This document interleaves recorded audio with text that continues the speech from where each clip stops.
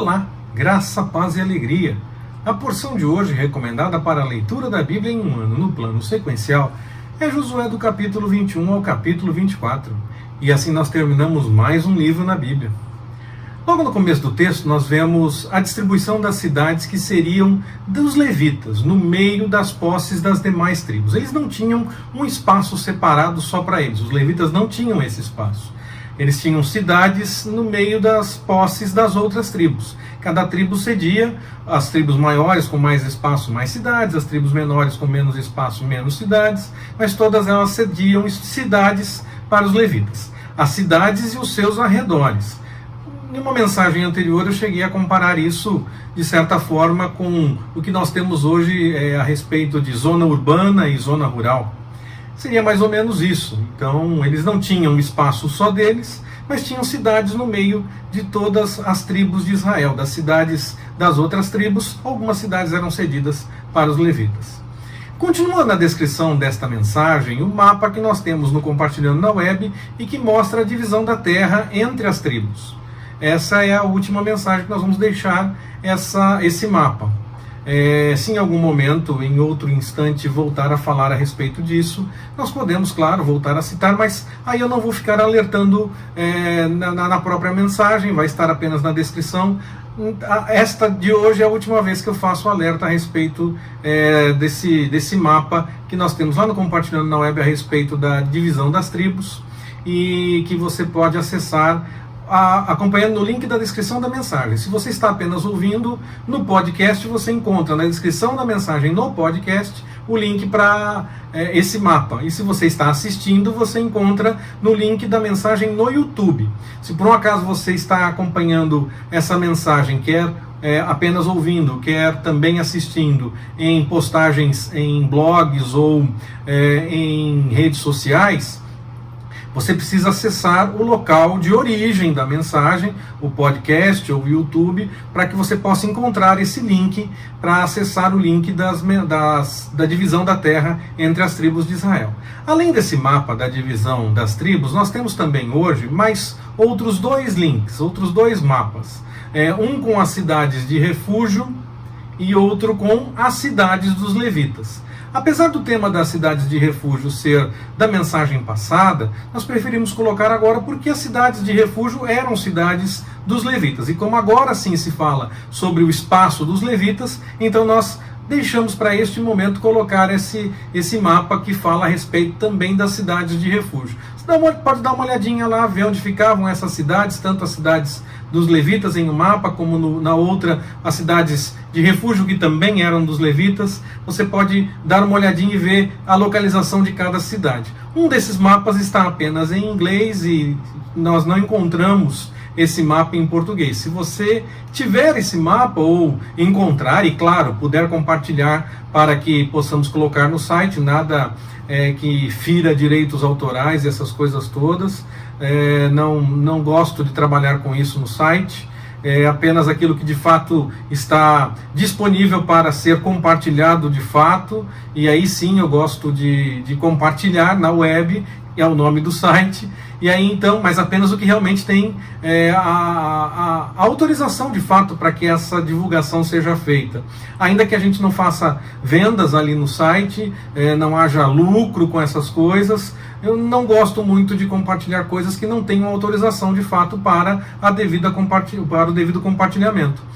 Mas se você tiver um mapa ou encontrar um mapa desse que nós temos em inglês apenas em português e puder compartilhar com a gente para colocar lá no site, eu agradeço. Nós podemos nos falar a respeito dessas coisas tanto no site, lá tem um formulário de contato, ou até mesmo através das redes sociais que nós fazemos parte, que Compartilhando na Web está lá, nós podemos conversar e quem sabe ampliar até as coisas que nós temos aí no site para a divulgação da palavra do Senhor, para que possamos testemunhar e anunciar aquilo que o Senhor tem para nós.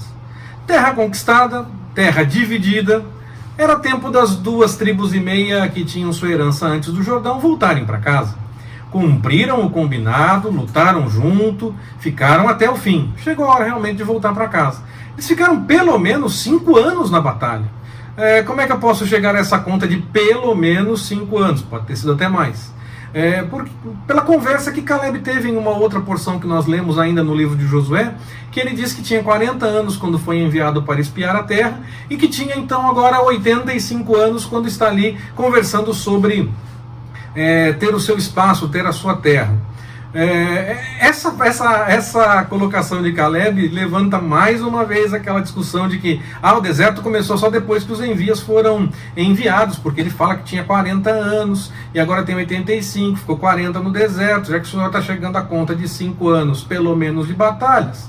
Então, o deserto começou só depois que ele foi enviado como espia para observar a terra. Bom, isso é facilmente explicado, porque esse negócio de conta aproximada a gente mesmo faz. A gente não diz, são 15 horas e 3 minutos. Normalmente fala 3 horas, ou fala 15 horas, ou fala 3 e 5, 15 e 5. A exceção do meu filho, que insiste no horário exato, e às vezes até é chato nesse aspecto, e quer dizer e 2, e 3, e 4, mesmo que a gente fale já arredondando para cima ou para baixo. Eu não me lembro de nenhuma outra pessoa que insistisse tanto.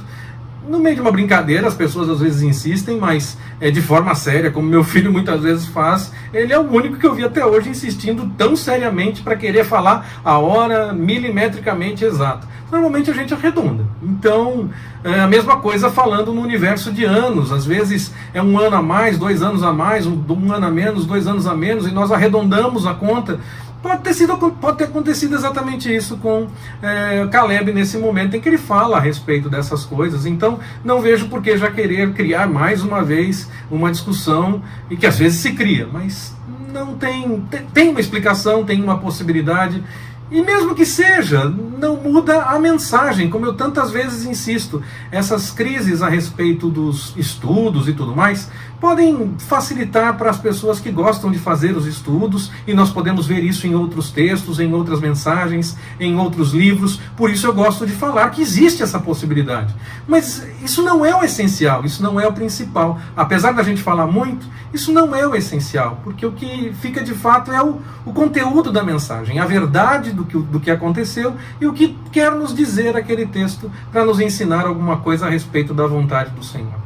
Então, se Caleb tinha 40 anos quando foi espiar a terra, tem 85 quando vai tomar o seu espaço, quando pede para tomar o seu espaço, e eles ficaram 40 anos no deserto, sobrou 5 anos. É por isso que então, no mínimo, as 2 tribos e meia lutaram 5 anos junto com as outras tribos, talvez até mais de 5 anos, no mínimo 5, lutaram para que todos tivessem o seu espaço e ocupassem então a divisão da terra e tudo mais, para cada uma ter o seu espaço. E aí eles podem voltar para casa. Quando eles voltam para casa antes do Jordão, eles edificam um altar no caminho. Aquilo gera uma crise, porque as demais tribos entendem que seria uma forma de ir contra a vontade do Senhor, uma forma de idolatria. Quem sabe eles fossem oferecer sacrifícios ali, em vez de subir até o local que o Senhor tinha determinado. E nesse momento o zelo e o receio de punição para toda a nação por conta daquela atitude falou bastante alto, e eles começaram a pensar em batalha até contra os seus irmãos, porque aquilo não podia acontecer onde já se viu. Mas era tudo um mal entendido. O altar era apenas um sinal, uma lembrança que confirmava que eles estavam juntos, mesmo que longe, para que os do futuro tivessem ali um sinal dizendo: olha, aquilo ali prova que realmente aconteceu, a história que nos é contada. Aquilo foi construído durante esse tempo que a história foi contada, e na verdade nós estamos todos juntos. Quantos problemas surgem quando as pessoas assumem o que acham diante das coisas, como se já fosse verdade, e definem que é isso e acabou. E muitas vezes, mesmo depois de uma explicação, que faz sentido a explicação, por ser verdadeira, então ela faz sentido, algumas realmente não fazem sentido e até são mentirosas, mas é só para tentar evitar um problema? Não. Estou falando daquelas explicações que são verdadeiras realmente, daquelas que fazem sentido e que são verdadeiras. Mesmo essas muitas vezes são rejeitadas, porque as pessoas preferem acreditar no que já pensaram antecipadamente e manter o que entenderam a respeito de uma situação qualquer, de um ocorrido, de alguma coisa que aconteceu.